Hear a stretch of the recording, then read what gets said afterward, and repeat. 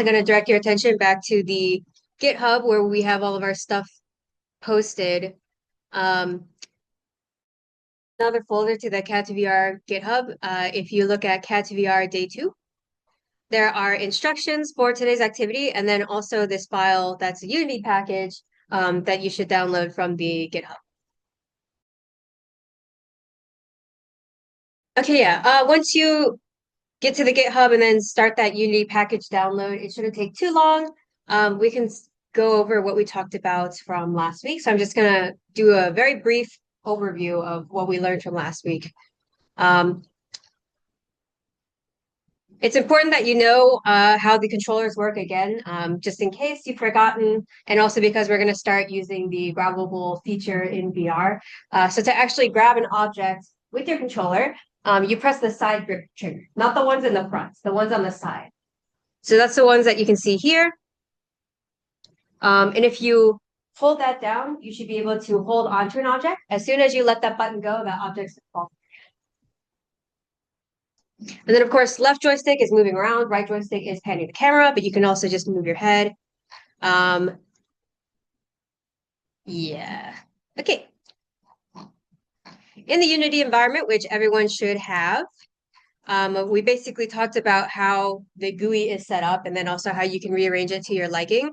But just as a reminder, the difference between the scene view and the game view, the scene edit objects, and the game view is what your camera is rendering. So you always want to be working in the scene view, but you can switch to the game view in order to see what your main character is seeing. Most of what you interact with will be in the hierarchy, which is listed here. And then anything that you want to edit, any components that you want to edit or special details about an object, all of that information shows up in the inspector here. Finally, we have the project files down here, which is the basic repository of all files across all scenes in your project. Yeah. So we talked about the parent and child objects for how to organize things in your hierarchy. And just as a reminder, the parent object is the main object that controls the position, rotation, and scale of the children objects. Typically, if you're importing stuff directly from like a CAD software, you may or may not want to edit these. In most cases, you should be okay with having the default parent-child relationship that the CAD software will automatically generate. Within our project folder, we have free assets, and then we have an empty folder for your assets called My Assets. For today, we're going to download that custom Unity package and upload it to the My Assets location. So I'll open my project too, so you can see what that looks like. But that's where we're going to store things for now. Yep, and we're going to, yeah. So of all the objects that we give you in that new package, it's called food grabbables. It's actually just a bunch of food items. These already have a lot of the things pre-configured for you. But as a reminder, if you want to import your own objects, you're going to have to configure some of these special settings yourself. So if I'm directly importing a model from, let's say, SolidWorks as a FBX file type, it's going to generate without these special components called colliders and renders. So I can do a quick example of that actually. If I go to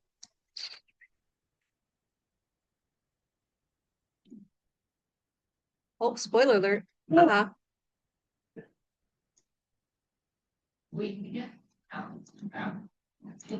Yeah.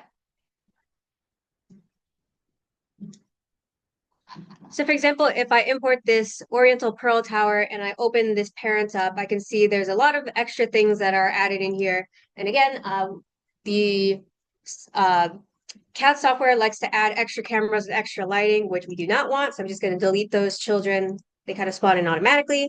And anything that has the mesh render components, I also want to have a mesh collider on it. So remember the difference between a render and a collider. A render just says, this is where the material should apply. So it looks like the object is actually there. And the collider is the outline saying, okay, now if I touch this object, I can I can detect whether or not a collision has taken place, kind of like a hitbox.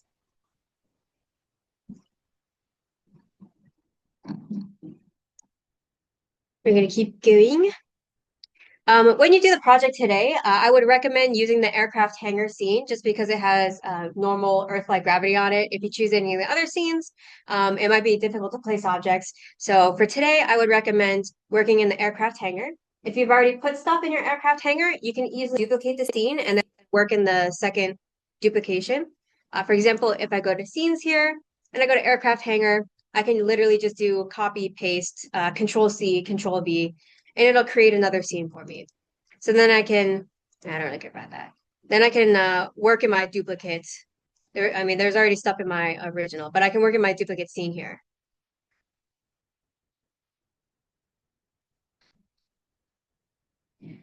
And we also talked about two ways to add game objects to scene, going straight from the project folder and either dragging it into the scene view or dragging it straight into the hierarchy.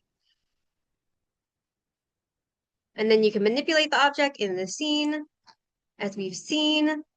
Uh, yeah, that shouldn't be an issue. And then I'm going to skip down to a recollection of how to import new assets. So just to remind you, you put all of the files in the project tab, and to import a new asset, all you have to do is right click where you want it to be.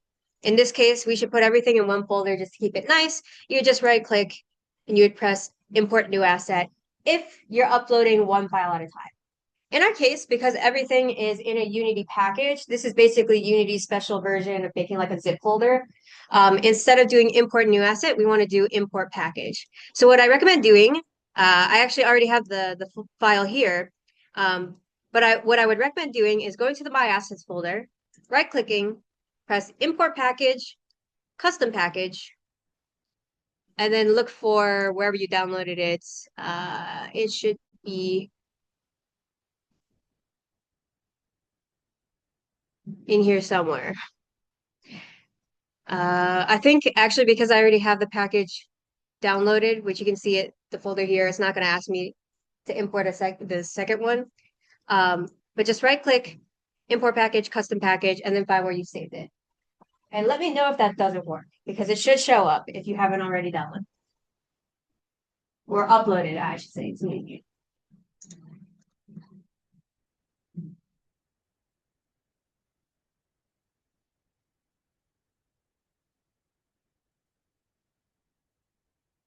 Great, so once you open that, you should see in your assets folder now this folder called food grabbables, and you can ignore all the subfolders in there. Those are just like, necessary to make things work. But in the overall folder, there should be objects here: cabbage, cucumber, frozen chicken, frozen shrimp, hot pockets, etc., etc. These are the ones you want to use. Don't use the ones in raw objects folder because these have not yet been pre-configured with the things we want it to be in. But the ones in the overall folder called food grabbables, these have everything in them already. It's like the correct scale, with the correct components and everything. So make sure you're pulling objects from the right folder. So these are all food related because today's challenge will be food related, sort of. And that brings me to the instructions. So today's task is a blend of both using your CAD knowledge and your ability to upload to VR by creating a refrigerator. So your task is to create a simplified CAD model of a standard 18 cubic foot fridge. Note that 18 cubic feet is like not an exact measurement. It's just how they classify the size of the fridge. That holds enough groceries for about 2 to 4 people. So we're talking about a regular fridge you would see like in someone's house. Below are images of the actual product alongside a CAD model and a simplified CAD. You are only given the dimensions of the overall shape. The wall thickness, the interior layout, and the shelf sizes are up to you to determine. You can collaborate with others on your fridge design if you would like, but please do not use the internet or other tools to look up dimensions. Once you're satisfied with your first design, you can upload it to your VR world using the aircraft hangar scene. And then check the size of your fridge by placing those food grabbable objects inside of it. You can feel free to iterate your design by returning to the CAD model in your CAD software, updating the dimensions, and then re-uploading and checking in virtual reality. This is meant to be a kind of iterative process. It would also help if you keep track of how many times you use VR to check your work. And once you're satisfied with your final design, you can upload your CAD file, and I'll send out Google folder where you can drop those in. So we're doing a little challenge where if you have the design with the dimensions closest to the model that we provide, you'll win a special prize, which will be brought to you during tomorrow's class. But you can find all of the details for this project in the GitHub under instructions. So this is what the fridge looks like from the manufacturer's website. We know the overall specs, the height, width, and depth in inches. And we're going to make a simplified model. So you can omit the following details. Those won't be judged. And really the only things you have to show are the ones in the simplified model. So we know, again, the dimensions, and this is approximately how it looks like with real objects staged inside of it. So this is supposed to give you a kind of feel for intuitively, are my shelves too high or too low? Is my fridge the right size? Yes or no? This is a detailed model, but the simplified version looks something like this. You're basically creating three parts: the body, the door for the fridge, and the door for the freezer. So on the last page are the requirements for making the object. So again, three parts. You want to make sure that it's assembly. And when you assemble all the parts, make sure you assemble it with the door open, like this. You don't want to close the door because otherwise you won't be able to open it in VR. So assemble it with the door open like this at a 90-degree angle. And you can see what the key dimensions are that we want you to try to derive yourself would be. There are 3 glass shelves in the fridge. There's only 1 shelf in the freezer. And note that the walls of the freezer are slightly thicker than the walls of the fridge, just because it's colder in the freezer than it is in the fridge. The refrigerator door is 2 shelves in a little butter shelf. And the freezer door has 2 shorter shelves here. You can see that these shelves are taller than these shelves. So we have a little rubric for the overall, what we would be judging you guys on for the prize. And then this is what it looks like when it's staged in VR. Suppose that you have, let's choose the Playmobil assembly as an example, which was the one from or last time. What? Wow. Oh, this is just like a random cut, but if once you're done with your assembly, for instance, in this case, suppose that was the fridge, you go here to export and you click on CAD format in here, and we will select from here, where are you, step file, where is step, here. Select this one down there, and I'm gonna save it in the desktop as that. I'll click on save. And then we're gonna look for a software that's called the SolidWorks Visualize 2025. I think this is the way that I've learned in the past, but maybe there might be other softwares that might not be SolidWorks Visualize. This one is open. This one is not open source. You have to pay to get it. So it's kind of a barrier. But the problem is that we need to convert it into the file type that is suitable for VR. And in this case, that's a .fbx. So we're gonna do that in just a second, once this is fully open. It's right here. So what you will do is go here to File, then click on New. It's actually super simple, because once you are here in New, you go to Import. And I'm gonna bring that assembly that we had before. Just click OK on everything. And you will see in just a second that it's gonna bring the Playmobil figure that we saw in Inventor to this place.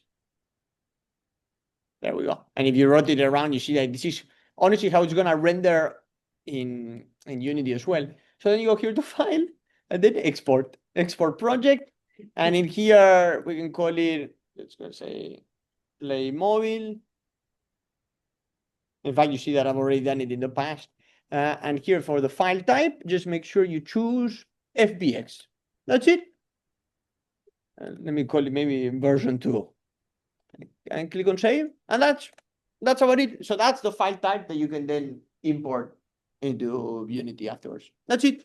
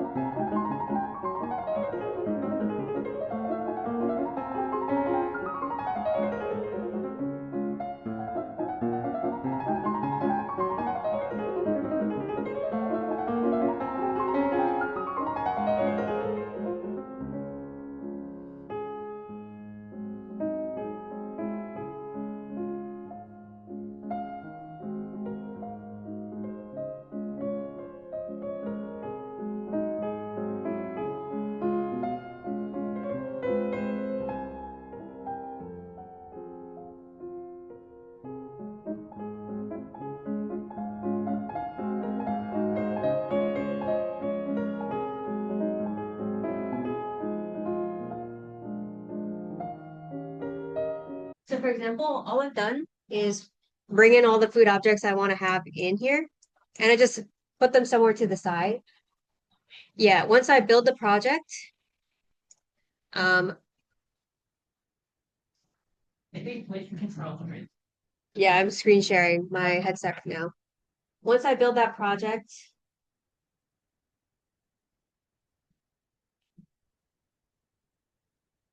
what I can do now is interact with it. So all the objects that I put out here, I can pick them up and manually place them in the fridge. Oh, with the you. The issue location. Oh my God. You actually need to have the information. It does not save. So this is more for if you don't want to like manually place all the objects in Unity itself, the way you've been doing, you can just pick them up and like grab them and put them in the fridge like you would normally. Okay. And then it also gives you a sense. So when I'm in the headset, I can tell like, yeah, this is approximately, this is approximately the size of the object that I would see like at the grocery store and approximately the size of the fridge. Actually, Unity makes me a lot taller than I am in real life. So this is actually a different vantage point of the same thing. It assumes that your player is 5'7", which I am not. Unity. So- Yeah, Unity assumes you're 5'7", Okay. which is generous, but average height, whatever. But it's easier just to like naturally place objects in here. And you're also able to do this.